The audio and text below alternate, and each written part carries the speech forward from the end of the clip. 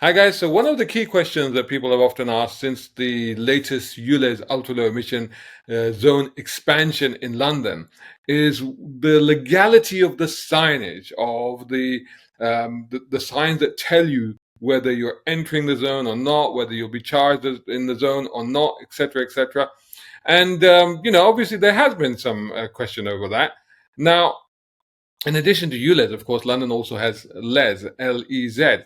And there was one man that actually challenged the signage when it came to LEZ. And it turned out that he's actually won his challenge. Who is he? And what does this mean for ULEZ? And what is he doing next? Well, we're going to find out everything because we're going to meet Noel Willcox of Elevation Access Scaffolding. And he's the man that took TFL to court and won. Let's meet him. A brown car guy.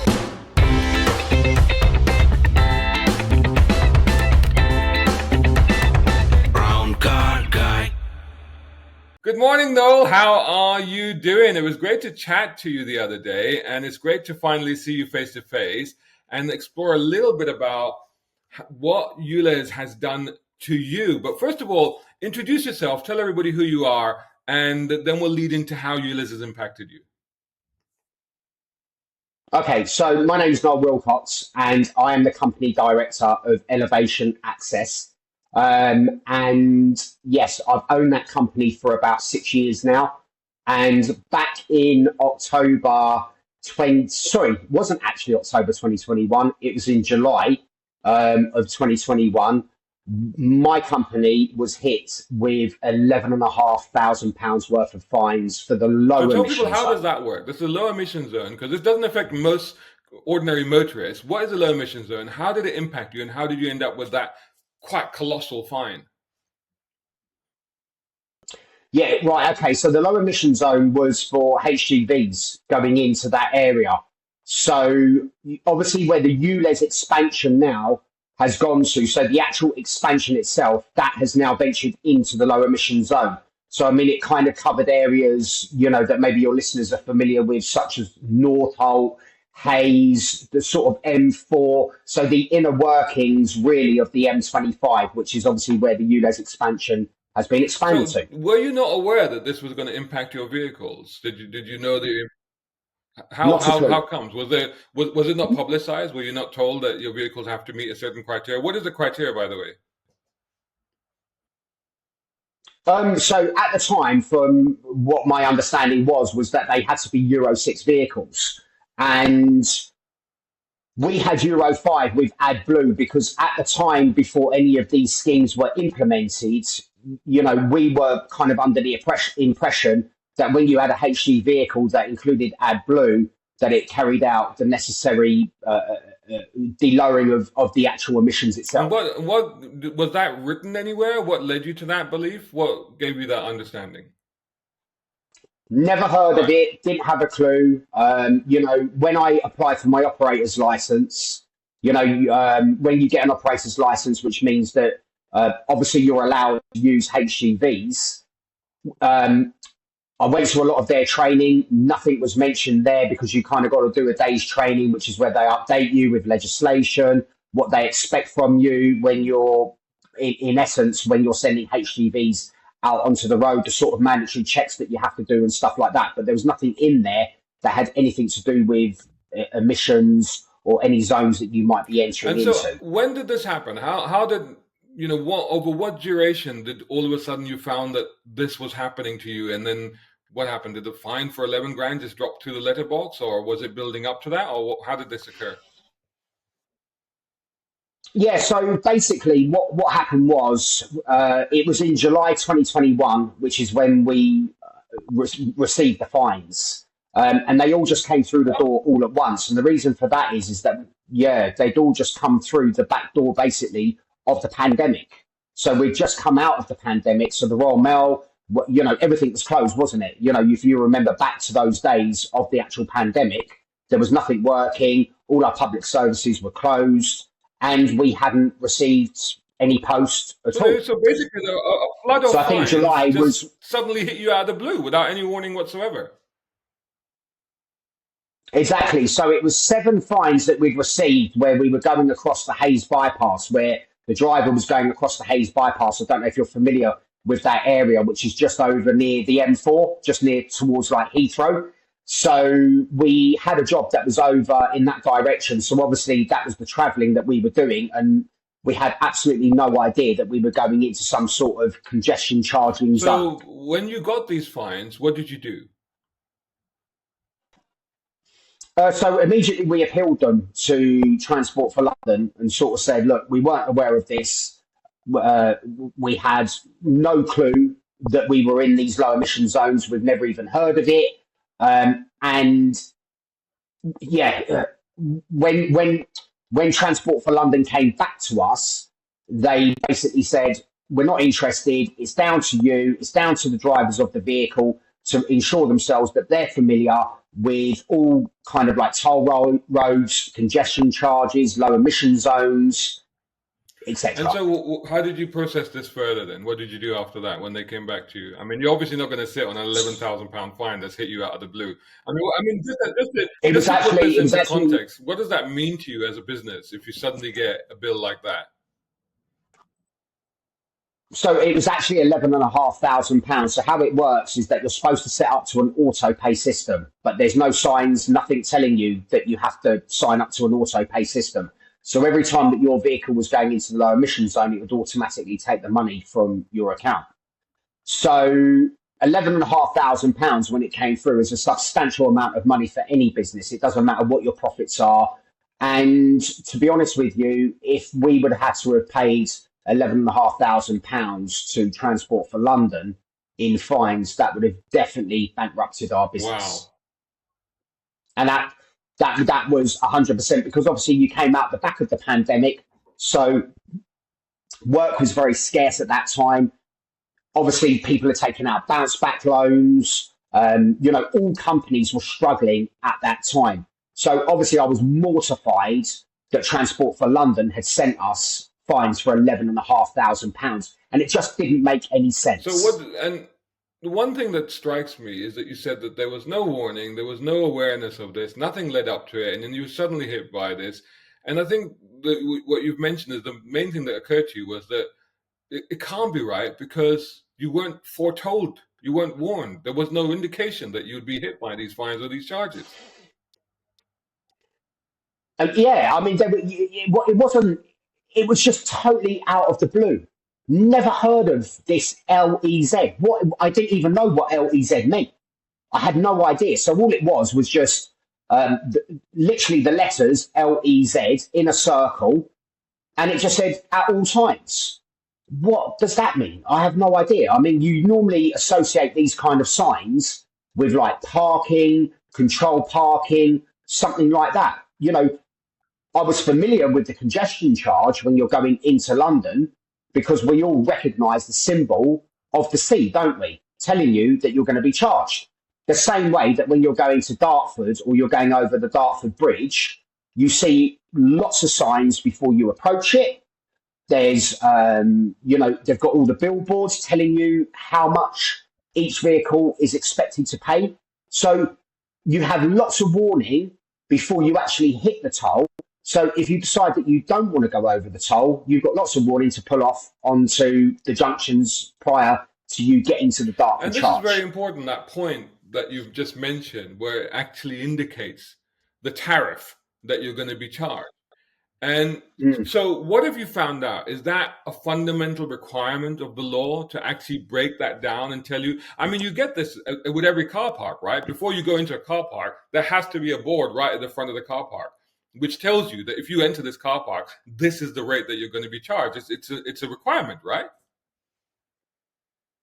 Absolutely, it is a requirement by law. So obviously, once Transport for London had stated that they had no interest in listening to my appeal, and obviously I'd also made the point that the Royal Mail were not delivering any post.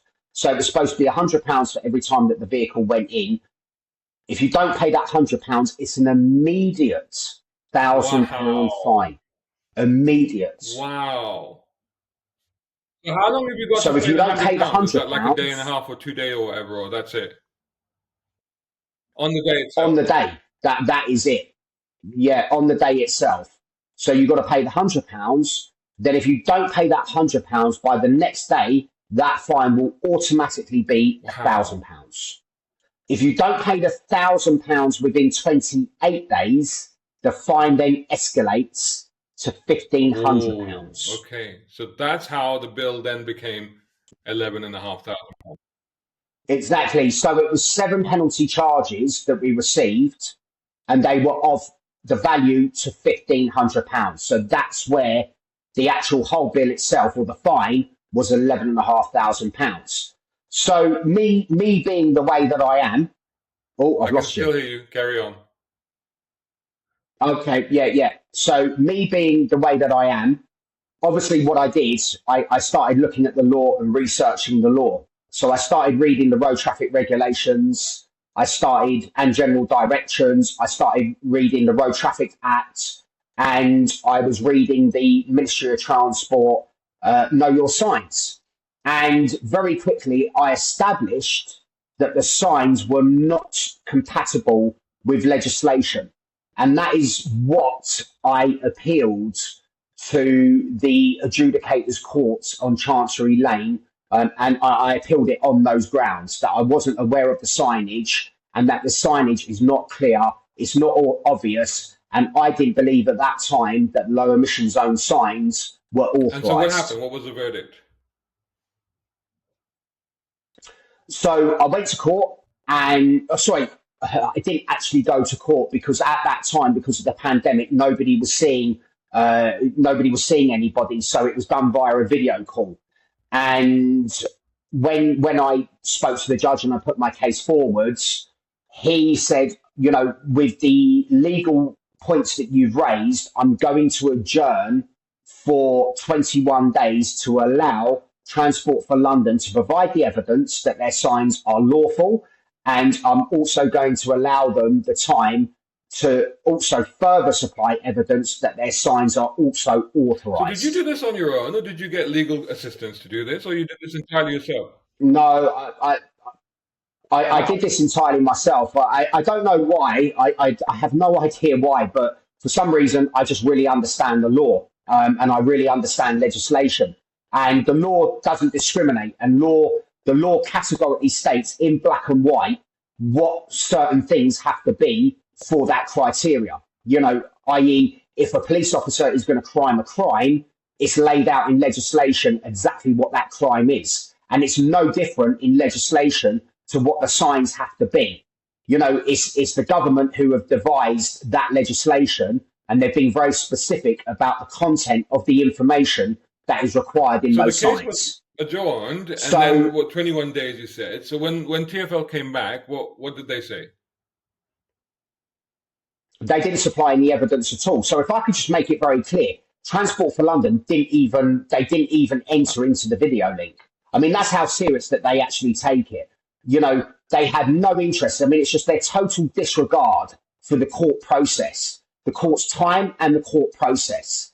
And even on that basis, because £11,500 is a substantial amount of money, and I thought that they would have at least, turned up to court. I know it was a video link, but it's still the court's time, isn't it? So you're still coming to court.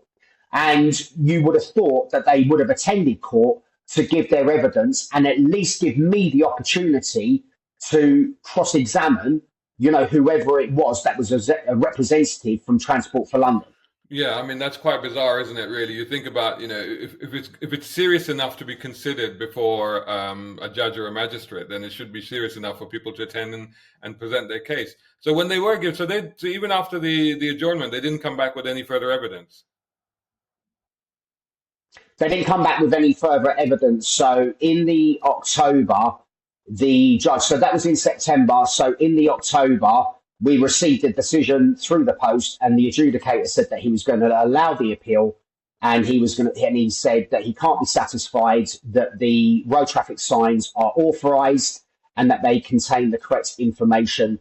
He also stated that Transport for London were to immediately refund my fees and and any penalty charges that I paid. So I didn't pay any penalty charges because the whole idea was that I appealed against them. But when we were made aware that there was a low emission zone, I didn't want these fines consistently coming through the door. So we signed up to the auto pay system, and that auto pay system was taking £100 every single time our vehicle left the yard. So that quickly clocked up to approximately, I think, about £3,000. Wow. So this is in addition to the 11.5. Yeah, so the 11.5 was the But you didn't fines, pay, and but the 3 grand you 3,000 paid. Yeah. that I but the £3,000 I had paid. So obviously, because the adjudicator had deemed that the signage was not lawful, therefore a fine, a charge, does not exist. So hence why he categorically stated that the fees are to be paid back to me without delay. So Transport for London completely disregarded that aspect of it. We sent all of our information of all of the fees that we paid to Transport for London, and every single invoice, every single email, everything that was put into them in writing was ignored.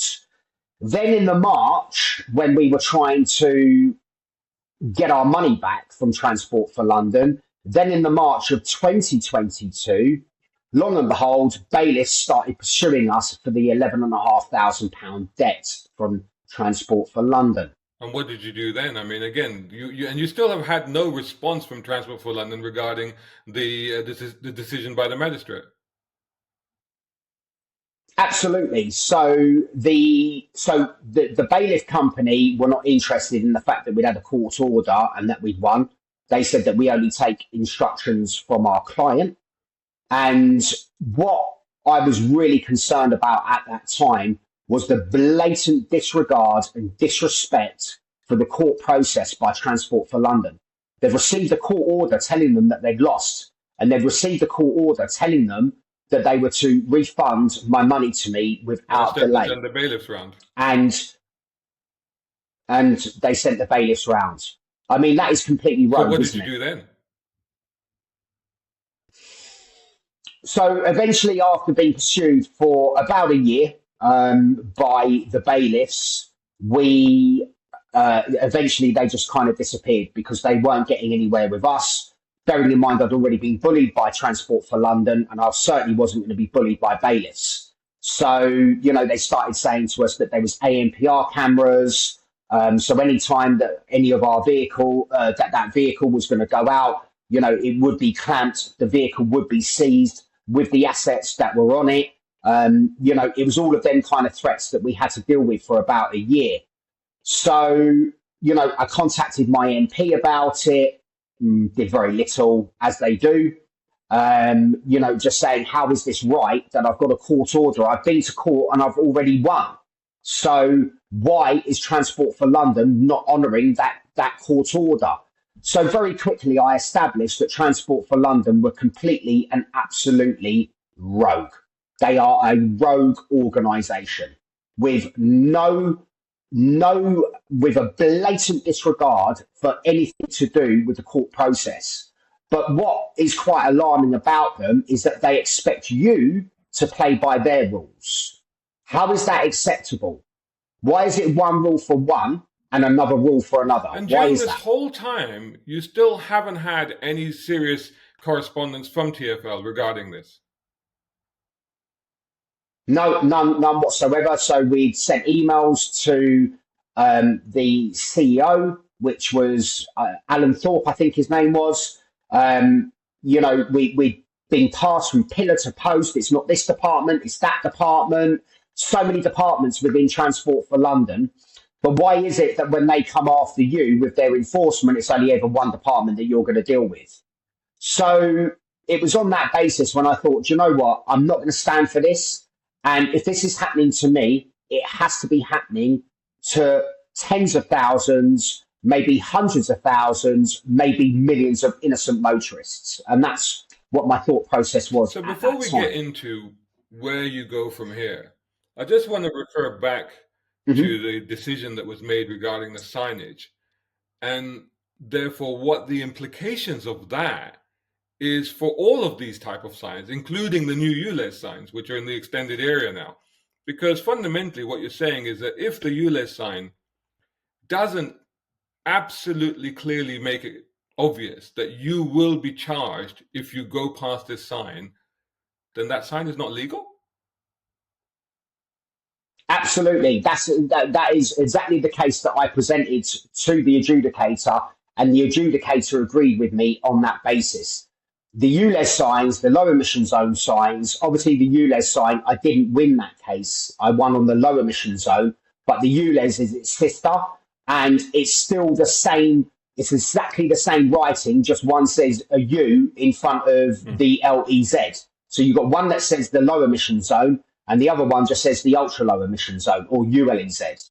So there's no difference between those signs. And in my opinion, from legislation, from what I've read from the law, also the ULEZ does not contain sufficient information warning or advising the motorist as to exactly what the charges are and where even the boundary starts. So even if you look at the congestion charge, when you're in the road, you've got the C on the floor, haven't you? So you've got the C and with the red outline that's on the floor. So you know where the boundary is. Have you seen any of those with the ULEZ? I haven't. I mean, I've seen on the previous ULEZ border around the North Circular. Sometimes you do get that. So when you get into certain lanes, you can see it on the ground.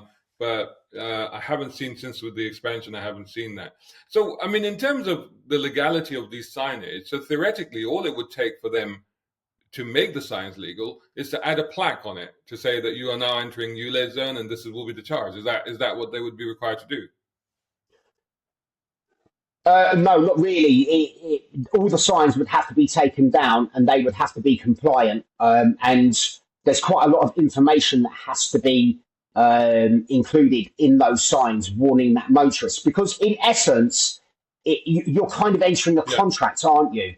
You know, so they're stipulating what their terms and conditions are of you entering that zone. So they've got to make it very, very clear as to exactly what is required from that motorist. And from what I can see from these signs, it certainly doesn't state on a lot of the signs what the actual times are.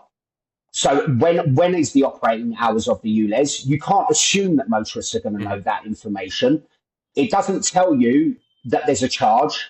And the way that we recognise it is the symbol of that C. It's like a no entry, isn't it? So when you're going down a no entry road, everybody knows that it's the red outline with kind of like the white minus sign that goes through the no entry sign. So you know that that is a no entry. You are not supposed to go down there. That's how we recognise it.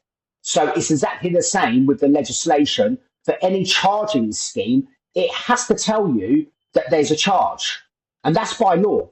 That's not me. That's not my assumption. That's not an opinion by me. That is what the legislation actually categorically specifically states. And it also has to tell you how much the charge is for what vehicle, and more importantly, where you can pay it. Well, I suppose that with the ULEZ expansion, I suppose City Hall could argue that they've sent out letters to everybody. In fact, across the country, they've had a TV and radio advertising campaign.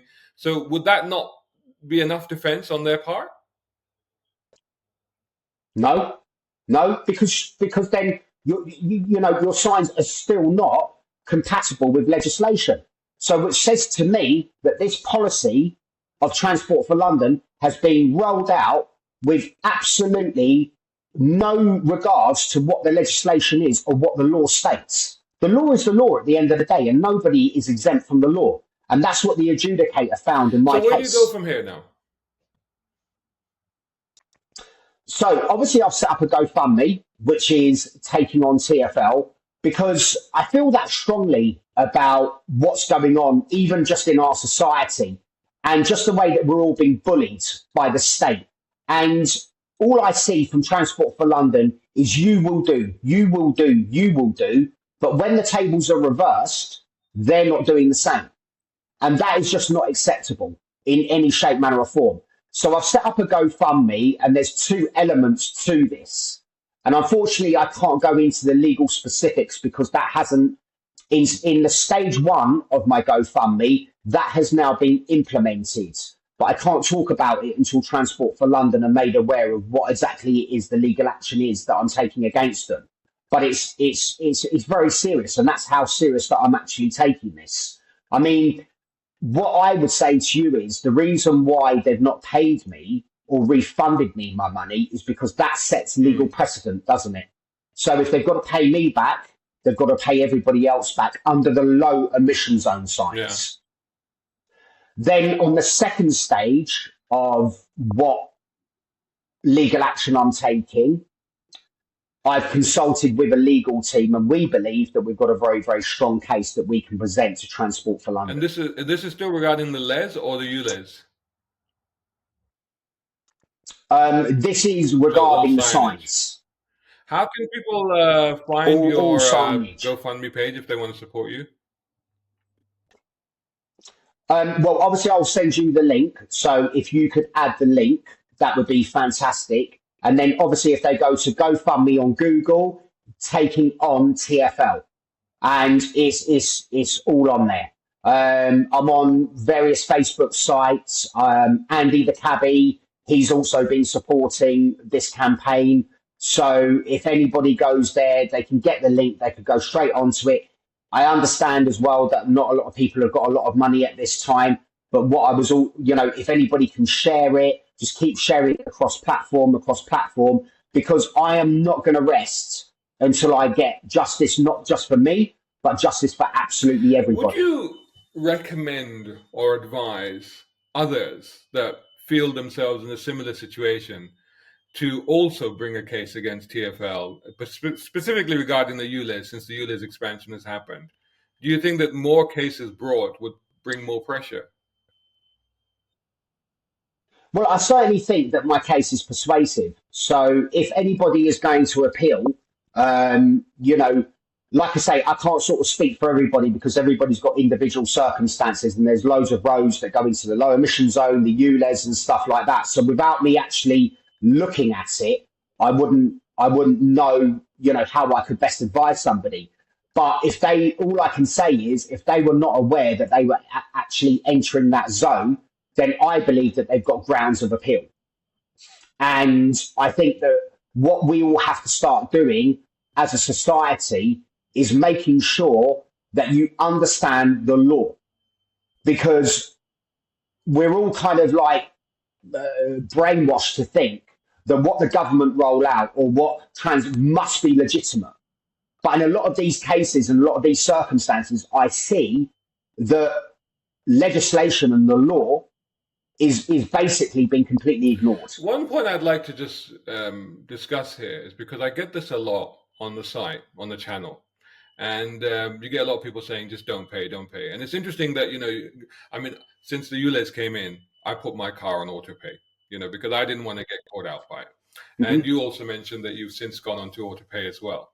But you do get a lot of people saying, I'm just not going to pay. And my personal take is I don't advise people what they want to do or what they don't want to do. But I always say that, look, you don't want to end up in a situation such as you did, where you end up with bailiffs coming to your door. I mean, that's the worst case scenario, really. Would you advise people to? The repercussions can be a lot more than that.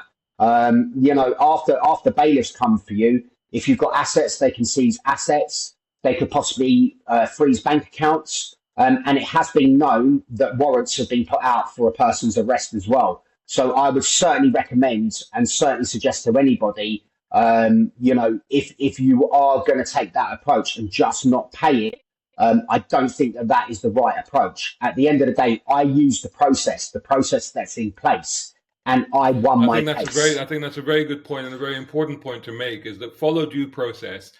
Don't just not pay for the sake of not paying. I think you're quite right there. But it's an incredible story. Thank you so much for coming on this morning and sharing it with us. And it'll be interesting to stay up to date with what you're doing and how it's going. So please keep us informed. And I hope that people out there will come on board and support you in this, and we'll see how that goes. Honestly, the support that I'm getting from everybody has been absolutely unbelievable. I'm deeply humbled by, the love, the support that I'm getting from everybody. The comments, I do read the comments on, the GoFundMe. I read the comments on social media. And, you know, everybody is right behind me on this because I think they can see from my approach that it's very cool, calm, collected, but I'm extremely ruthless and I'm very, very calculated as well. And every action that I'm taking, I believe, is actually in the public's interests. So the more support that I get, you know, we can win this together. And that's just the way that I see it. All I am is just, you know, I'm just a man who just knows the law, and I'm really, really adamant that I'm going to see this all the way through to the awesome. end. Thanks so much for joining us, Noel. And I'm sure I'll speak to you again very, very soon. Yeah, thank you so much. Brown guy. Hope you enjoyed that video. If you did, please hit the like button and share this video as well if you can. And while you're at it, check out these guys who also sponsor my content. I am deeply grateful to them because it helps me to buy new equipment, put fuel in the cars, and yes, buy a cup of coffee.